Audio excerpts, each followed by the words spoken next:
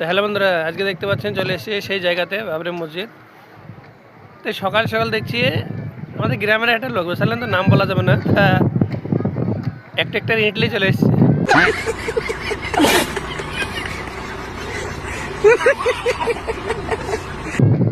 এলাম ভাই, কী খবর আপনার? ইটলি তা বলছে বাবরি মসজিদে দান করবো। যাই হোক, বাবরি মসজিদে দান করবেন ঠিক আছে, তোর বাড়ির বোন দেখছি অন্য বাড়িতে কাজ করে, জানেন, লাখ লাখ টাকা ট্রেক্টরে এখানে ইটলে এসছে, আর ওর লাখ লাখ টাকা, বুঝতে পারলেন তো। তা ওর লাখ লাখ টাকা তো আর বোন পরের কাছে কাজ করে, একদিন বাজারও করে দেয় না, একদিন দেখেও না, কিছু সাহায্য করে না, ছেলে মেয়েগুলো অন্য জায়গায় কাজ করে সেটাও দেখে না। তো এই যে ভাই মানুষের আবেগ, বুঝলেন তো। বাবরি মসজিদ একটা আস্থার বিষয়, গোটা বাংলা না গোটা ভারতবর্ষের মানুষের একটা আস্থার বিষয় বাবরি মসজিদ, তাই তো। তা আপনি যদি আপনার বাড়ি ঠিক না করেন, আপনার যদি ছেলে মেয়ে বোনকে যদি না দেখেন, তাহলে আপনার এই বাবরি মসজিদের আস্থাটা কী কোথায় যাবে বলেন।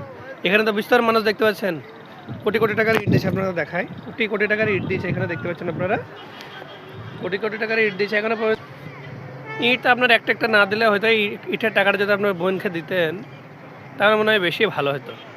তার কারণ ইট পরের গাড়িতেও আপনি দিতে পারবেন, যখন কাজ হবে তখনও দিতে পারতেন, কিছু টাকাও দিতে পারতেন, কিন্তু আপনারা ওই বোনটাকে দেখছেন না। তো যাই হোক, খুব একটা আবেগ মানুষের, যে এখানে এসে আপনি দান করছেন রড বালি সিমেন্ট, আর নিজের বোনকে দেখছেন না, ভাইকে দেখছেন না, আর এখানে এসে বড় বড় ভাষণ হুমায়ুনের সাথে সেলফি করছেন। তা যাই হোক, ভাইকে যদি কথাটা যদি ভালো লাগে তো কমেন্টে অবশ্যই জানাবেন, আর যদি খারাপ লাগে তা কমেন্ট কেউ করবেন না, লাইক শেয়ারটা দিয়ে একটু চলে যাবেন ভিডিও থেকে, বুঝতে পারলেন তো।